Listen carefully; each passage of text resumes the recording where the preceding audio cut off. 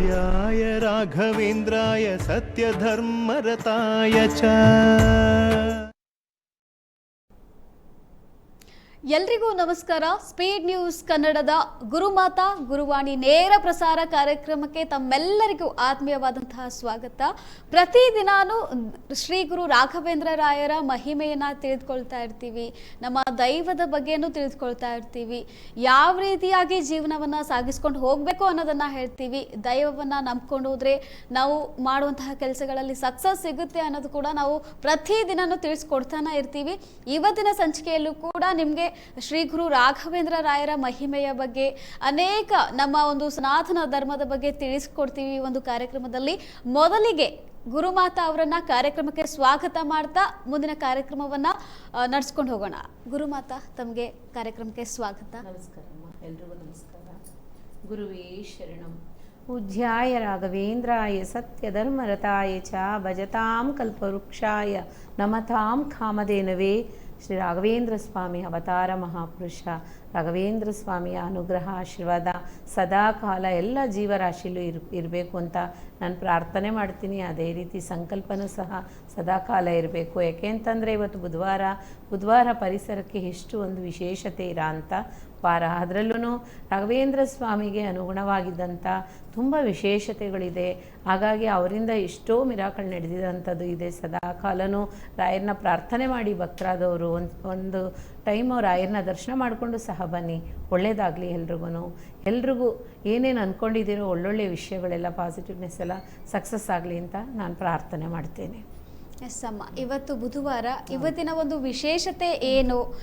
ಇವತ್ತು ಮತ್ತೆ ಗುರು ಪೌರ್ಣಿಮಾ ಅನ್ನೋದು ಕೂಡ ಇದು ಆಗುತ್ತೆ ಅಂತ ಕೂಡ ಹೇಳ್ತಿದ್ದಾರೆ. ಇದ್ರ ಬಗ್ಗೆ ವಿಶೇಷತೆ, ಇವತ್ತಿನ ಒಂದು ವಿಶೇಷತೆ ಬಗ್ಗೆ ನಮಗೆ ತಿಳಿಸ್ಕೊಡಿ. ಖಂಡಿತ. ನೋಡಿ, ಇವತ್ತು ಗುರುವಾರ ಇವತ್ತು ಬುಧವಾರ, ನಾಳೆ ಗುರುವಾರ ಸಂಜೆವರೆಗೂ ಸಹ ಪೌರ್ಣಮಿ ಇದೆ. ಯಾಕೆ ಅಂತಂದರೆ ಈಗ ಬುಧವಾರ ದಿವಸ ಬಂದಿದೆ ಪೌರ್ಣಮಿ ಅಂತ ಅಂದರೆ ಉತ್ತರ ಪೌರ್ಣಮಿ ಅಂತಾರೆ ಇದಕ್ಕೂ ಸಹ.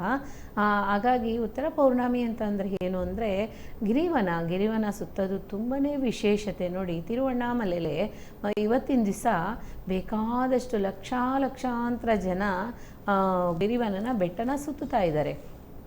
ಯಾಕೆ ಅಂತಂದರೆ ಅಷ್ಟು ಪಾರ್ವತಿ ಶಿವನಿಗೂ ಇವತ್ತು ಮದುವೆ ಆಗಿದ್ದಂಥ ದಿನ, ಕಲ್ಯಾಣೋತ್ಸವ ದಿನ ಅಂತ ಹೇಳ್ತಾರೆ. ಅದೇ ರೀತಿ ಅವ್ರಿಗೂ ಸರಿ, ಸೀತಾರಾಮರಿಗೂ ಸರಿ, ಈ ಥರ ಮುರುಘಾದೇವಿ ದೇವಸೇನೆ ಆ ಥರ ತುಂಬಾ ಇದೆ, ಹೇಳ್ಕೊಂಡೇ ಹೋಗ್ತಾ ಇರ್ಬೋದು. ಲಕ್ಷ್ಮೀನಾರಾಯಣನಿಗಾಗಲಿ ವಿಷ್ಣು ಲಕ್ಷ್ಮಿಗಾಗಲಿ ಈ ಥರ ಹೇಳ್ಕೊಂಡು ಹೋಗ್ತಾನೆ ಇರ್ಬೋದು. ಹಾಗಾಗಿ ಇವತ್ತಿನ ದಿವಸ ತುಂಬ ಶ್ರೇಷ್ಠತೆ ಆಗಿದ್ದಂಥ ವಾರ. ಇವತ್ತಿನ ದಿವಸ ನಮ್ಗೆ ಆರೋಗ್ಯ ಸರಿ ಇಲ್ಲ, ತುಂಬಾ ಪ್ರಾಬ್ಲಮ್ ಆಗ್ತಾ ಇದೆ, ಅಥವಾ ಬಂದು ವಯಸ್ಸಾಗಿರೋರಿಗೆ ಎದ್ದು ನಡೆಯೋಕ್ಕೂ ಸಹ ಶಕ್ತಿ ಇರೋದಿಲ್ಲ, ನಿಶಕ್ತಿಲಿದ್ದಾರೆ. ಈ ಥರ ಮನೇಲಿ ಎಷ್ಟೋ ದೋಷಗಳಾಗಲಿ ಪಾಪಗಳಾಗಲಿ ಕರ್ಮಗಳಾಗಲಿ ಖಂಡಿತ ಎಲ್ಲದರಿಂದನೂ ಬಳಲ್ತಾನೆ ಇದ್ದೀವಿ. ಯಾಕೆ ಅಂತಂದರೆ ಅದೆಲ್ಲ ನಮ್ಮನ್ನು ಬಿಟ್ಟು ಹೋಗಬೇಕು ಅಂತ ಅಂದರೆ ಖಂಡಿತ ಗಿರಿವನ ಪ್ರದಕ್ಷಿಣೆ ಮಾಡೋದು ಭಾರಿ ಒಳ್ಳೆಯದು. ನೋಡಿ, ಇವತ್ತಿನ ದಿವಸ ಸುಮಾರು ಬೆಳಗ್ಗೆ 5 ಗಂಟೆಯಿಂದನೂ 3 ಗಂಟೆಗೆ ಸ್ಟಾರ್ಟ್ ಆಗುತ್ತೆ. 3 ಗಂಟೆಯಿಂದನೂ ಬೆಳಗಿನ ಜಾವದಲ್ಲಿ ನಾವು ನಾಳೆ ಬೆಳಗ್ಗೆವರೆಗೂ ಪ್ರದಕ್ಷಿಣೆ ಬರ್ತಾನೆ ಇರ್ತಾರೆ. ಯಾಕೆ ಅಂತಂದರೆ ನಾಳೆ ಚೈತ್ರ ಪೌರ್ಣಮಿ ಇದೆ. ಹಾಗಾಗಿ ತುಂಬಾ ವಿಶೇಷತೆಯಿಂದ ಮಾಡ್ತಾ ಇರ್ತಾರೆ. ನೋಡಿ, ಒಂದೊಂದು ವಿಷಯಕ್ಕೂ ಸಹ ಎಷ್ಟೋ ಅಜಗಜಾಂತರ ಭಗವಂತ ಆ ಬಂಧಗಳನ್ನ ಕೊಟ್ಟಿದ್ದಾರೆ. ಯಾಕೆಂದರೆ ಒಬ್ಬೊಬ್ಬರು ಲೈಫಲ್ಲೂ ಏನೇನೋ ಕಷ್ಟಗಳು ಬರುತ್ತೆ, ಅದನ್ನೆಲ್ಲ ಸರಿಪಡಿಸ್ಕೊಳ್ಳಿ ಅನ್ನೋದಕ್ಕೋಸ್ಕರ ಈ ಥರ ಎಲ್ಲ ತಂದಿರೋ ಅಂಥದ್ದು. ಹಾಗಾಗಿ ನಾವು ಹುಷಾರಾಗಿರಬೇಕು, ನಮ್ಮನ್ನು ನಾವು ಸರಿಪಡಿಸ್ಕೋಬೇಕು ಅಂತ ಅಂದರೆ ಒಂದು ರಾಶಿ ಆಗಲಿ, ನಕ್ಷತ್ರ ಆಗಲಿ, ದಿನ ಆಗಲಿ, ಗಳಿಗೆ ಆಗಲಿ, ಅದೇ ರೀತಿ ವಾರ ಆಗಲಿ, ಅಮಾವಾಸ್ಯೆ ಆಗಲಿ, ಪೌರ್ಣಮಿ ಆಗಲಿ, ಎಲ್ಲನೂ ಮನುಷ್ಯನಿಗೋಸ್ಕರನೇ ಎಲ್ಲನೂ ಸರಿ ಮಾಡಿಸ್ಕೋಬೇಕು, ಇವರು ಚೆನ್ನಾಗಿ ಬಾಳಬೇಕು ಅನ್ನೋ ಒಂದು ಇದಕ್ಕೋಸ್ಕರನೇ ತಂದು ಭಗವಂತ ನಮಗೆ ಎಲ್ಲನೂ ಹಂಚ್ಕೊಂಡು ಹೋಗಿದ್ದಾನೆ. ಹಾಗಾಗಿ ನಾಳೆ ದಿವಸ ಏನು ಅಂತಂದರೆ ರಾಘವೇಂದ್ರ ಸ್ವಾಮಿ ಅವತಾರ ಯಾವ ರೀತಿ ಎಲ್ಲ ನಡೀತು ಅನ್ನೋದು ಸಹ ತಿಳ್ಕೊಬೋದು. ಇವತ್ತು ಪೌರ್ಣಮಿ ನೋಡಿ, ಇವತ್ತಿಂದನೇ ಸ್ಟಾರ್ಟ್ ಆಗುತ್ತೆ. ಅದೇ ರೀತಿ ಪೌರ್ಣಮಿ ದಿವಸ ಮಾತ್ರ ಅಲ್ಲ, ದಿನನಿತ್ಯನೂ ಮಂತ್ರಾಲಯದಲ್ಲಿ ಸತ್ಯನಾರಾಯಣ ಸ್ವಾಮಿ ಪೂಜೆ ಖಂಡಿತವಾಗಿ ನಡೆಯುತ್ತೆ. ಅದನ್ನು ನೀವು ಎಲ್ಲರೂ ಕಣ್ತುಂಬಿಸ್ಕೊಬೋದು. ಹೋಗೋರೆಲ್ಲ ಬೆಳಗ್ಗೆ 7 ಗಂಟೆ 7:30 10 ಗಂಟೆ ಒಳಗಡೆ ಮುಗ್ದೋಗ್ಬಿಡುತ್ತೆ. ಖಂಡಿತ ಹೋಗೋರು ಅದರಲ್ಲೂ ಸಹ ನೀವು ಭಾಗಿಯಾಗಿ, ಒಳ್ಳೆಯದಾಗುತ್ತೆ. ಅದೇ ರೀತಿ ಪೌರ್ಣಮಿಯಿಂದ ನಮಗೆ ಬರೋ ಅಂಥದ್ದು ಏನೆಲ್ಲ ಲಾಭ ಇದೆ, ಏನೆಲ್ಲ ನಮಗೆ ಸಕ್ಸಸ್ ಮಾಡ್ಕೋಬೋದು, ಯಾವ ರೀತಿ ಇದ್ದರೆ ನಾವು ಇದನ್ನು ಪೌರ್ಣಮಿ ಆಚರಣೆನ ನಾವು ಮಾಡ್ಬೋದು ಅನ್ನೋದು ಸಹ ತಿಳಿಸ್ತೀನಿ. ಇವಾಗ ಒಂದು ಕರೆ ಇದೆ, ಕರೆನ ಸ್ವೀಕರಿಸಿ ಮಾತಾಡಿ ನೆಕ್ಸ್ಟ್ ಮುಂದಿನ ಕಾರ್ಯಕ್ರಮವನ್ನು ಮುಂದುವರಿಸೋಣ. ಹಲೋ ಹಲೋ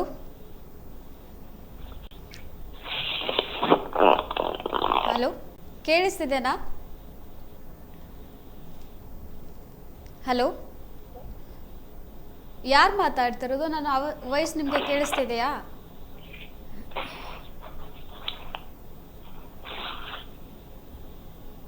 ಹಲೋ,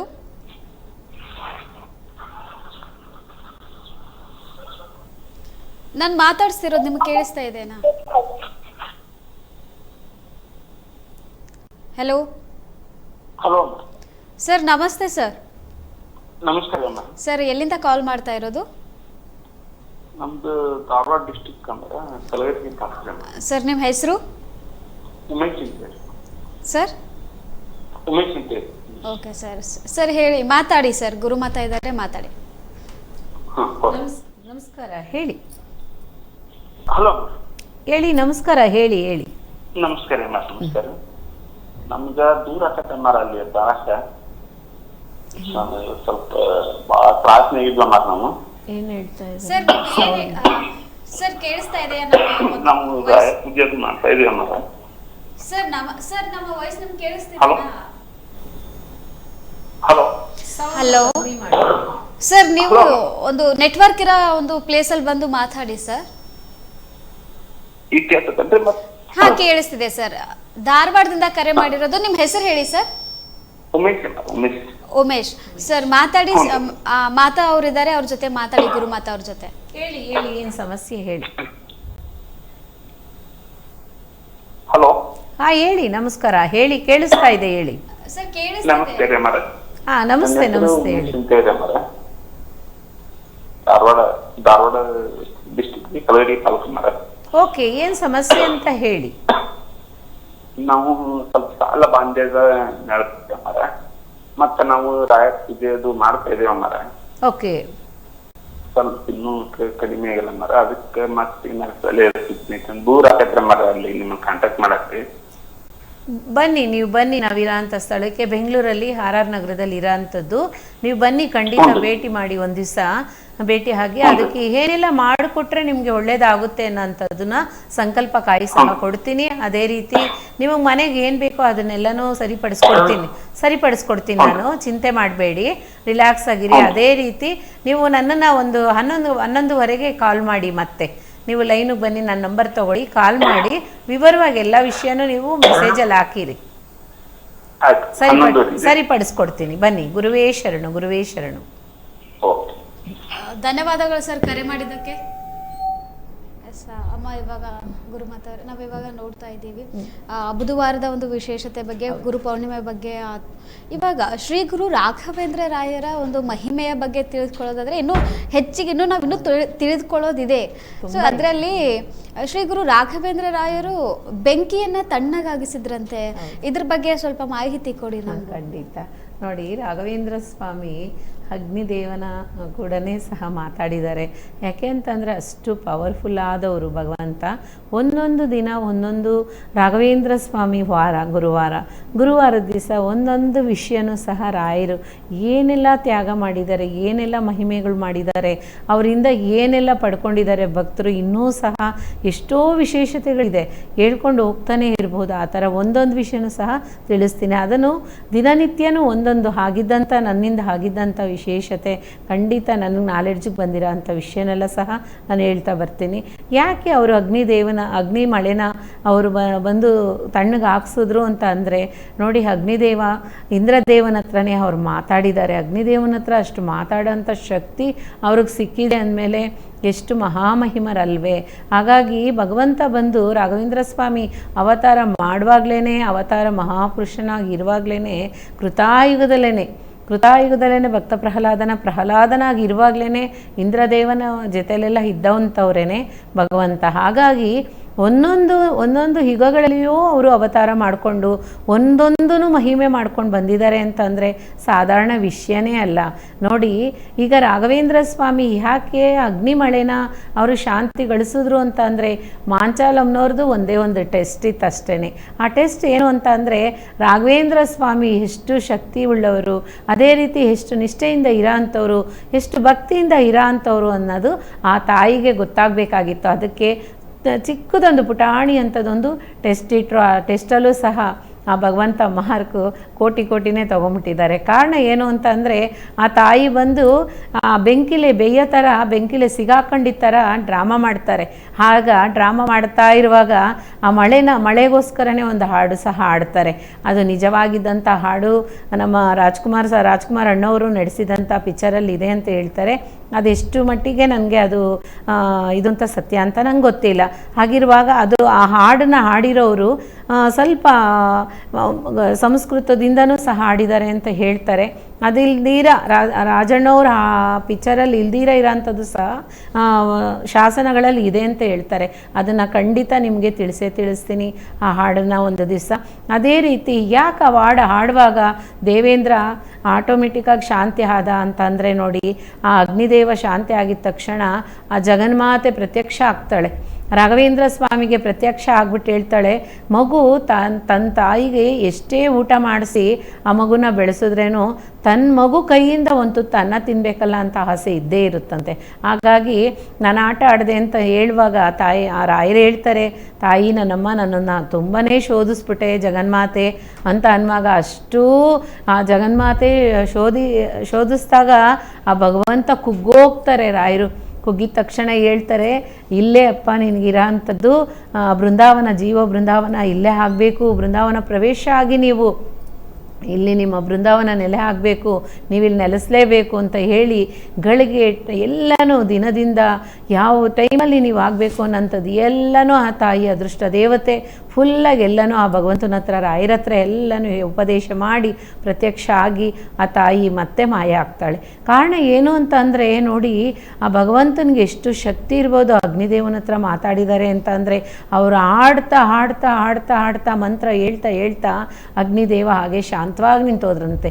ಕಾರಣ ಏನು ಅಂದರೆ ಅಷ್ಟು ಶಾಂತತೆ ಭಗವಂತನಲ್ಲಿ, ಅಷ್ಟು ತಾಳ್ಮೆ. ನೋಡಿ, ರಾಘವೇಂದ್ರ ಭಕ್ತರುಗಳಿಗೆ ಖಂಡಿತ ಹೇಳ್ತೀನಿ, ಯಾವುದೊಂದು ವಿಷಯದಲ್ಲಿ ಆತರ ಪಡಬೇಡಿ, ಯಾವುದೊಂದು ವಿಷಯದಲ್ಲಿ ಯಾರೂ ಶಾಪ ಹಾಕಬೇಡಿ, ಯಾವ ಕಾರಣಕ್ಕೂ ಸರಿ ಮೋಸ ಮಾಡಬೇಡಿ.